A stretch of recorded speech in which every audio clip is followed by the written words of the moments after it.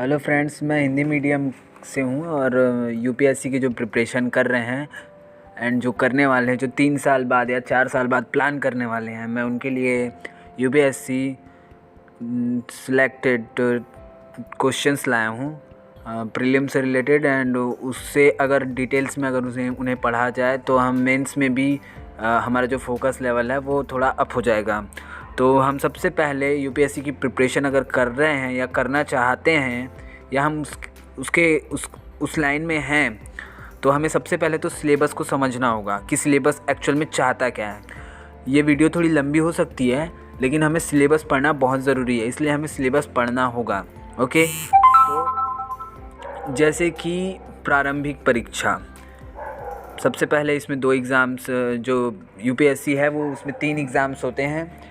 3 exams जैसे पहले prelims होता है जिसे हम प्रारंभिक परीक्षा कहते हैं, और इसमें दो क्वेश्चन पेपर्स होते हैं, प्रश्न पत्र 1 एंड प्रश्न पत्र 2, दोनों 200 नंबर का होता है और 2 घंटे टाइम मिलता है उसमें। एंड उसके बाद जो होता है प्रधान परीक्षा या फिर जिसे मुख्य परीक्षा कहा जाता है, मुख्य परीक्षा, जिसमें हमें एक प्रश्न पत्र 2, प्रश्न पत्र 3, प्रश्न पत्र 4, प्रश्न पत्र 5, प्रश्न पत्र 6, प्रश्न पत्र 6, प्रश्न पत्र 7 और वैकल्पिक विषय प्रश्न पत्र 1 एवं 2।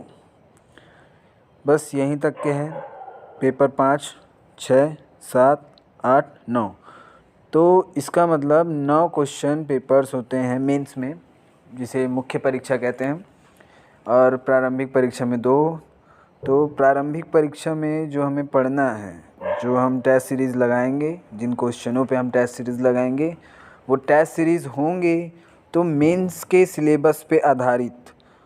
मेंस का जो सिलेबस है वो बहुत ही लेंदी है, अब हम इसको पढ़ेंगे। अभी फ़िलहाल जो प्रारंभिक परीक्षा का प्रश्न पत्र है और उसका सिलेबस है राष्ट्रीय और अंतर्राष्ट्रीय महत्व की समसामयिक घटनाएं।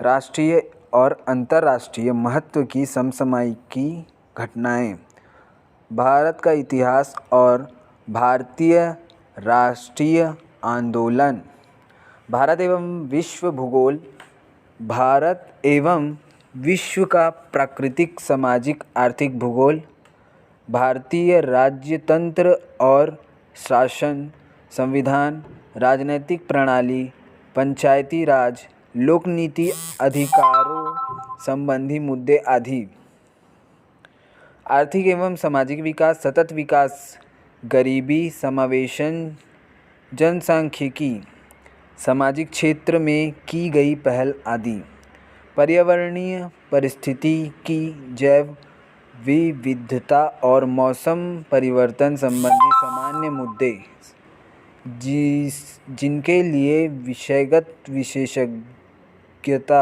आवश्यक नहीं है, सामान्य विज्ञान। 1, 2, 3, 4, 5, 6, 7 पॉइंट्स हैं। और अगर हम एनसीईआरटी की किताबें पढ़ लें 9 से लेकर 12th तक की, तो हमारा ये बेसिक्स जो प्रीलिम्स का जो एक पॉइंट्स दिए हुए हैं, ये पॉइंट्स हमें कहीं ना कहीं बहुत ही आसानी से समझ में आ जाएंगे और हमारे कोई भी डाउट्स इसमें नहीं होंगे। प्रश्न पत्र 2 सिर्फ क्वालिफाइंग नेचर है, इसमें आपको सिर्फ 33% लाना होता है, क्वालिफाई करना होता है। 200 मार्क्स में से 33 आप कैलकुलेट कर सकते हैं, वही 70 कुछ होता है। अगर आप इसको क्वालिफाई करते हैं प्रश्न पत्र 2 को, तभी आपका प्रश्न पत्र 1 का जो है क्वेश्चन पेपर चेक होगा एंड उसके बाद मेरिट की लिस्ट बनेगी। और अब मेरिट की लिस्ट से पहले हम बात कर लेते हैं कि मेरिट के लिस्ट में के लिए हमें कितने मार्क्स की आवश्यकता होती है या ज़रूरत होती है। तो एक्चुअल में कम से कम हमें इस तरह के प्रिपरेशन करनी होगी कि 80 क्वेश्चन, 80 से 85 क्वेश्चन एग्जैक्ट हम अटेम्प्ट करें, जिसमें से हमें जो पता होना चाहिए एटलीस्ट। वैसे तो उसका क्वेश्चन पेपर बहुत टफ होता है, मुश्किल से अच्छे टॉपर्स को उसके 30, 40, 35 क्वेश्चन ही आते हैं। बाकी जो क्वेश्चन होते हैं उनमें वो गैस करते हैं और करंट अफेयर से लिंक्ड करके उन क्वेश्चंस को सॉल्व करते हैं। जस्ट सेम आपको भी वही स्ट्रेटजी अपनानी होगी।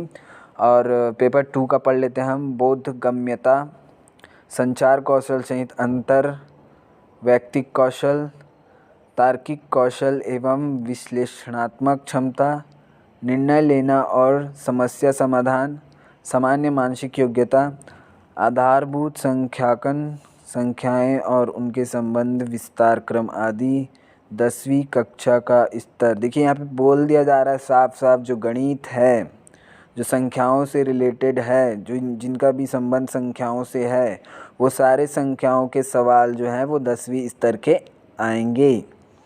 और यहाँ टिप्पणी जो मैंने बात की थी वही है, 33% निर्धारित किया गया है न्यूनतम आर्यता। प्रश्न जो है बहुविकल्पीय वस्तुनिष्ठ प्रकार के होंगे। और टिप्पणी 3, मूल्यांकन के प्रयोजन से उम्मीदवार के लिए यह अनिवार्य है कि वह सिविल सेवा परीक्षा के